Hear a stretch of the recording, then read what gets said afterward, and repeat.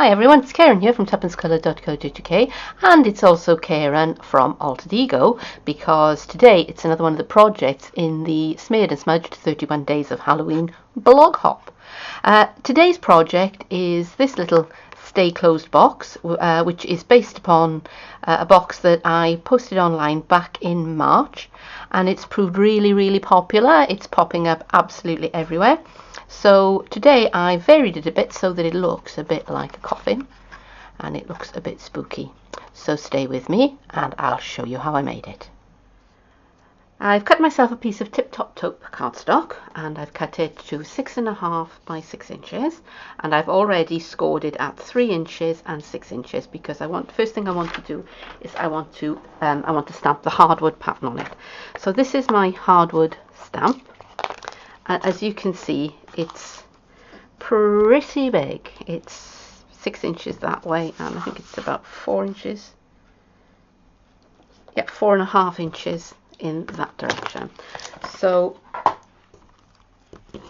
I find that if I put this on a block and I try to bring the block over, I find I get into all sorts of trouble with it. So I'm not going to do that. I'm going to do it the other way. I'm going to ink the stamp on my sheet, and I'm going to bring my card down onto it. So here's my stamp, and if it gets a bit bouncy, I do apologise because that happens. I'm going to ink my stamp up with my tip-top taupe ink. And I'm not going to try and do this in one lump. I'm going to do it in 2 passes, which is why I folded it first. So I'm going to bring in my folded card, and I'm going to place it down on top of my ink, and I'm just going to press down. Just get a bit of scrap paper here I can put on the top of it, so I can just rub over it. And that gives me that lovely hardwood pattern. I'm going to do the same on the other side, so I'm going to ink this up again.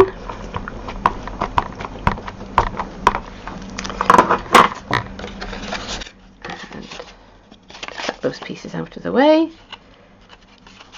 Lay that down on top of my stamp, and I'm going to rub over the top.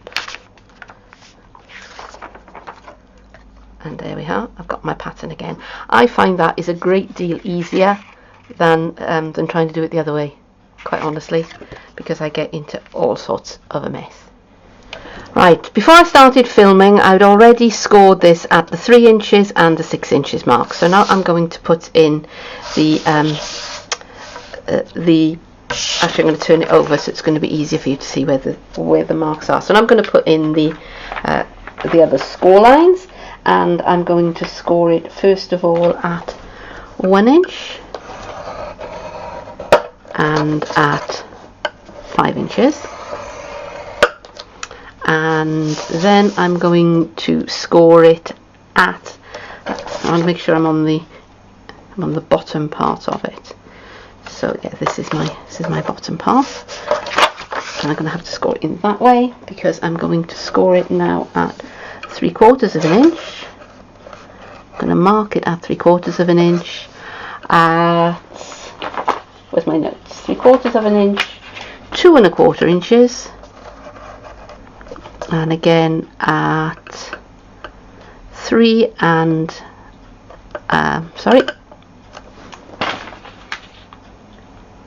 inches, we've already got the mark in there, sorry, and at 3 3/4 of an inch. So let me just say that again. So I've scored at 3/4 of an inch, 2.25 inches, 3 3/4 of an inch, sorry, and at 5.25 inches. Okay, and I've not gone all the way. I've just taken it as far as, see better on that side, I've just taken it up as far as the line. That's where I'm going to cut to. Now, So I'm ready now to put in the rest of the score lines on the card, and I've got my silicone mat, my embossing tool, and a set square or a straight edge, and I'm working on the back of the card so that it's easier to see where I'm going. So I've put one edge of my straight edge at the outer corner of my piece of card, and I've aligned the other edge with the score mark that I've made here, which will eventually be a cut line, but just for now it's a score line. So I'm just going to make a nice firm score along there, and then I'm going to do the same on this side with my straight edge at that point and at that point.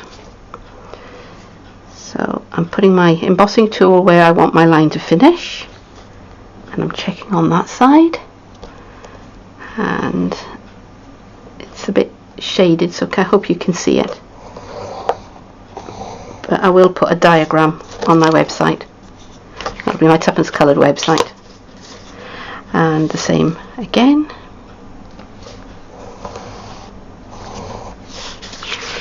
and one last time.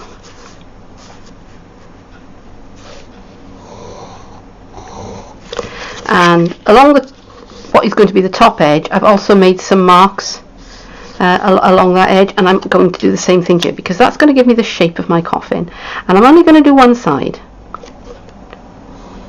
although I have put the marks in both sides. I'm only going to mark along the one side for now, because that is going to be my cutting guideline when I come to line everything up. Okay, so now I'm going to start to cut, so I don't need those things anymore, so I'll move them out of the way, and I'll bring in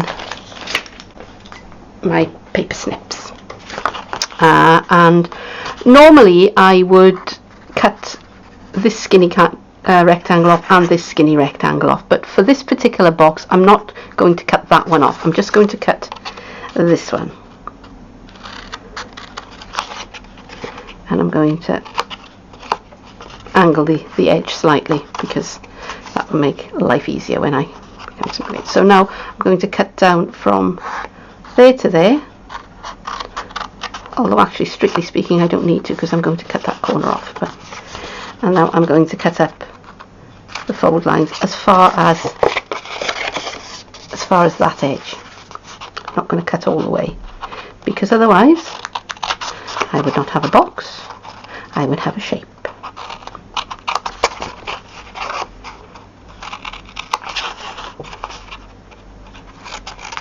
I'm going to leave that piece on because that's going to help me to stick the box together. Now I've got my tear and tape, and I'm going to put a strip of tear and tape all the way along the edge there. And yes, I know I could tear it, but old habits die hard, and I happen to have my scissors here. Right, so now I'm going to train all of those folds that I made with my bone folder, which for once in my life I have remembered.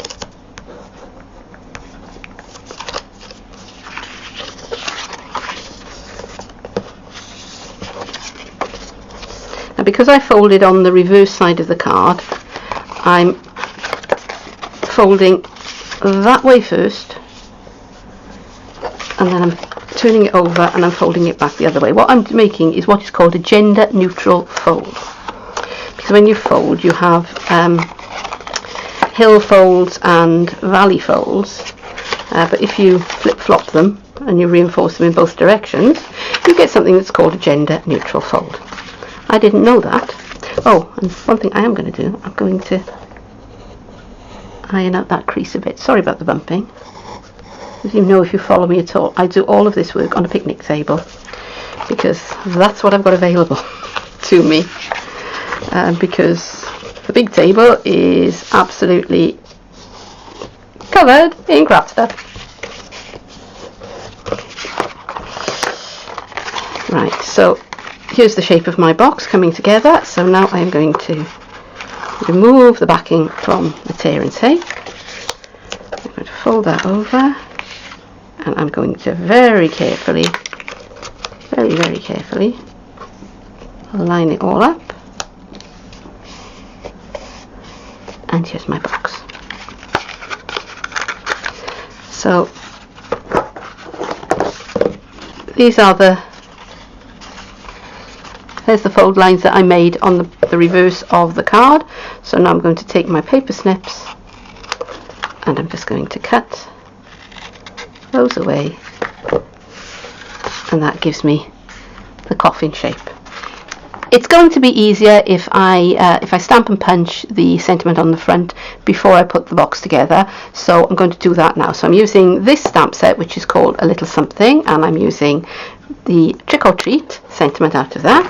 Got a piece of very vanilla cardstock, and I want this to be multicoloured. I want the orb in the middle to be a different colour from the rest of it. So I've got my Stampin' Right markers, and I've got my Early Espresso and my Pumpkin Pie markers. Now these are absolutely brilliant. They've got two different size ends. There's a brush tip and a fine tip at the other end, so you can write or you can colour with them, and they've got exactly the same ink as the Stampin' Up stamp pads, so if they dry up you can refill them without any problems whatsoever, which I think is really, really clever. So if there's a colour that you don't think you're going to be using very often, maybe get the markers instead and see if you really like the colour. So I don't know if you can see, but I'm holding my pen quite flat to the surface of the stamp, and I'm just colouring that in. So now I want my Early Espresso for the bit in the middle. Oops, that's the wrong end. Duh. And I'm trying to hold this to the light so that you can see it, because you know, when the cat made her personal appearance in the first version of this video, she got me so flustered that I actually forgot to record a big part of what I'm doing, so I'm doing it again. So I'm all inked up, and I'm just now going to breathe onto the stamp, and I'm going to press it down onto my very vanilla. I'm going to hold it there for a count of 5, and that's come out. I'm happy with that. That's good enough. So I've now got the the bracket label punch, the modern label retired, and I'm lining it up, trying to get the horizontal bit horizontal. I am notoriously bad at doing straight lines. Really, really bad at doing straight lines. Alright, so that's come out nicely. So let's bring back my box, and I'm going to decide which side is going to be the front, and yeah, I think that's going to be the back, so this is going to be the front. So get a couple of dimensionals, pop them on the back. This is the third or fourth one of these that I've made, and if you're wondering where the cat is at the moment, she's having a nice little nap. She's asleep. So I hope that means that she's not going to come and try to find out what it is exactly that I'm doing. Okay. Right, so there we are. So now we can pop the box up. And this is why I didn't, this is why, can you see why I didn't cut that bit off? So because now I have 4 flaps instead of this being in 2 pieces, so it just makes it that much easier. So I'm going to fold those in, and that's the back. So I'm going to put my tear and tape onto this side. I don't know if you can see that. Snip that off. Make sure it's quite shut, and then we just fold those in. And the tearing tape doesn't want to play.